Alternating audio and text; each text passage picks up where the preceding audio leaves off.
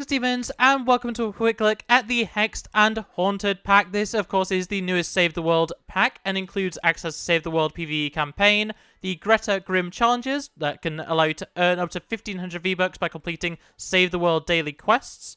You got the Greta Grimm outfit with Lego style, the Ivor backbling, and the Demon Slasher's pickaxe. And of course, I will be checking all those out in the locker after we buy them.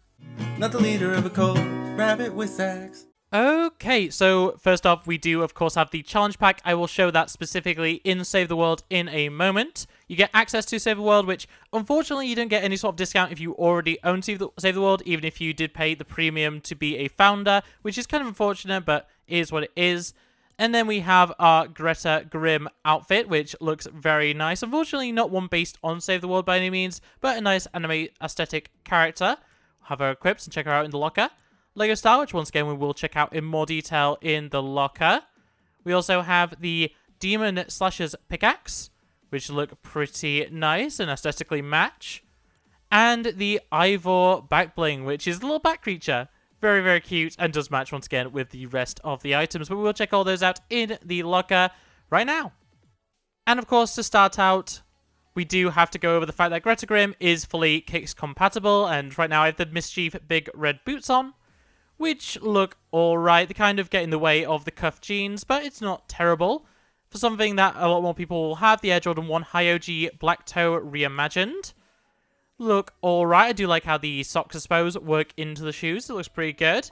Something that is, a little bit more out there, we have the Sore Feet. It does have that weird ankle sock thing going on, but it's not terrible. Something a little bit newer, we have the Stinging Slippies. Which, once again, you do have that little sock sticking up that does kind of ruin the overall design, but not too bad still, and just something a little bit more out there, a little bit more random. We've got the Wookiee feet, which, yeah, these look pretty good as well. If you've got anything that's high tops, or I assume even if you've got something...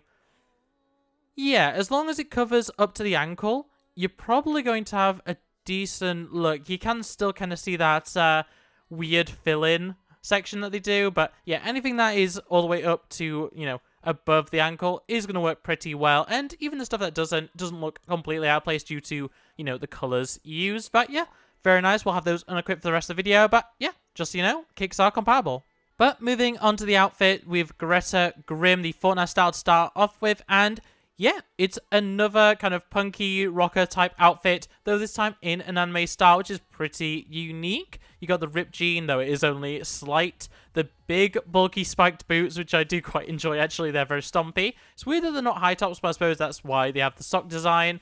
It is pretty good overall. The little bit of pink spliced in there as well is pretty nice. Got some spiky gloves, or some, what is it called? Oh...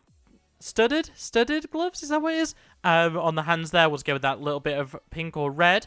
Little belt buckle there with a, it almost looks like a toilet seat. It's kind of like a horseshoe, I suppose. Little chain across the side, very nice. The shirt being ripped is a nice aesthetic choice, and I do think it stands out very well. Spiked collar, a little bit of spikes on the beanie as well. And of course, you do have to mention the little blinking eye on the beanie does match with the normal eyes of the outfit, and the grey hair, which is a nice little touch. But yeah, overall, good aesthetic to this outfit. We do also have two different edit styles. So we have the standard cel-shaded look.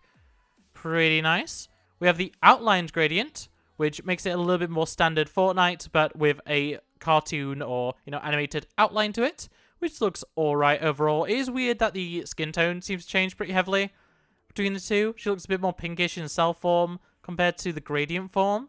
But yeah, finally we have regular gradient, which just takes away that outline. Still has some of the, cartoony or comic book style, ink lines. But yeah, far less noticeable overall. And I think, personally, the plain gradient is probably my favorite of the three.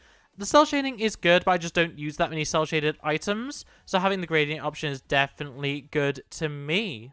Jumping over into Brick Life, we do have the Lego style, and yeah, overall looks pretty good. I love that the blinking eye is still there, though it is weird that it no longer properly matches the eyes because they didn't give her the red pupils. It's kind of weird there, but yeah, overall the hair-hat combo is very nice with the spikes once again. You got a good aesthetic overall, ripped jeans still, you got a little chain on the side.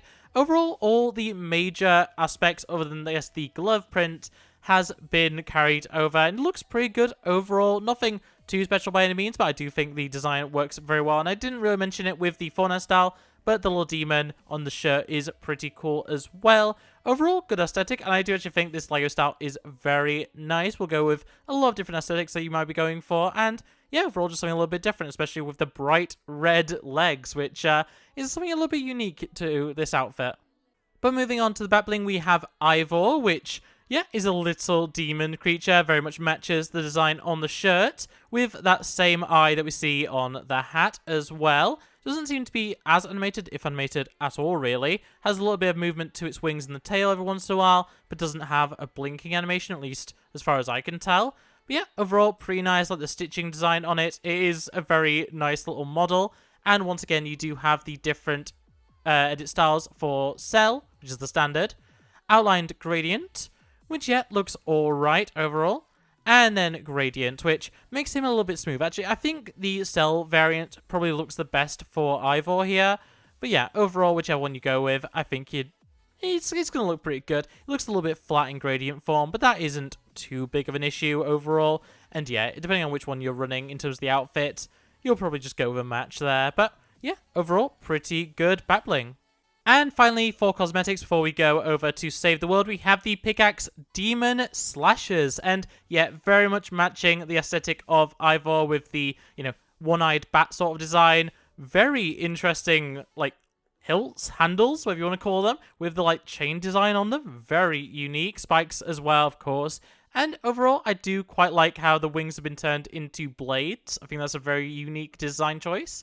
As for what they look like in hand, pretty good overall. Nothing too special, but yeah, definitely nice. And when it comes to using the swing, standard metal on metal sound. And of course, it's the standard dual wield pickaxe animation, which is perfectly fine. I think it matches very well. And yeah, overall, a very nice pickaxe. Once again, with the same edit styles for cell shading. We've already seen, but that is what it looks like in the context of the outfit. Then we have the outlined gradient, which makes it a lot shinier, which is kind of interesting. Yeah, once again, in the context of the outfit. Looks pretty good. And then finally, the full gradient without the outline. And yeah, the shininess is a little bit odd, but I do quite like the overall design there. And in the full context of the outfit, looks pretty good. Okay. And jumping over into Save the World, we of course get our Hexed and Haunted challenge pack given to us once again. Hexed and Haunted challenges complete daily quests in Save the World to earn V-Bucks. Eligible quests are located under the daily quest category of the quest log, and I'll give some examples of those. But yeah, if we collect that, and we just go to quest log on the bottom right here, if you are using a controller, which I will quickly connect, I will show what button that is just in case you are new. It is the right stick. And yeah, when you open the menu, the quest log, we do have the Hexed and Haunted starter bundle. This includes 5 total challenges, each requiring you to complete a number of daily quests. You've got Challenge 1, which is to complete 1, Challenge 2 to complete 3, Challenge 3 to complete 5, Challenge 4 to complete 7, and finally Challenge 5 to complete 9. So you only actually have to complete 9 total daily quests, and I will discuss in just a moment the best way to do that. But yeah, between all those, you get 100, 200, 300, 400, and finally 500 for a total of 1,500 V-Bucks, 1,500 V-Bucks. And the specific quests that you have to complete are under the Daily Quest tab. Right now, I have 3 actually already with Daily Scouting Suburbia, Husk Extermination Constructor, and Daily Destroy Teddy Bears. Now, if you do not have the original Founders version of Save the World, you won't be getting the V-Buck gift from any of these daily quests. You'll only be getting what's available in the starter bundle. But still, you do get access to these different quests, and you get a new one every single shop reset. So at 1 a.m. British Standard, British Summertime, sorry, you do get it's the same time for everyone in terms of the shop reset. And yeah, very nice. So you just complete one of those, and the best way I find to do it is to do what I've done here. I've saved up 3 days worth. I'll complete all 3 of these. I'll wait 3 more days, do all 3 of those. 3 more days, all 3 of those. You do have to log in every single day to get the quest, and you are able to replace quests if you don't want them. For example, Husk Extermination Constructor. I don't want to play as a constructor. I can just click here, replace quest, confirm, and it gets swapped for Daily scouting shelters. So I just have to find 4 total shelters, which isn't too bad. That doesn't always work. But yeah, with that being said, that is everything for the Save the World portion of this. And yeah, let's jump back into the main locker and finish off. So there we have it for everything included in the newest Save the World quest pack, and of course the lovely Greta Grimm outfit is definitely the highlight here, but it's always good to be able to get more starter quests for Save the World, and generally I think this is a pretty good pack. It's unfortunate, as I said at the start, that the outfit and cosmetics in general don't really match up with Save the World. I do kind of like when we get something more Save the World centered, whether it be a character exclusively from there or originating from there, or something based on an aspect of that mode. But as is, this is still a very good set of cosmetics, and overall I do recommend it. But with that being said, it's going to be it from me, so I hope you enjoyed it. Do make sure to like it, subscribe if you're new, and ring the bell so you never miss an upload. Otherwise, come below your thoughts and feelings on Greta Grimm and the rest of this bundle, and I'll see you next time.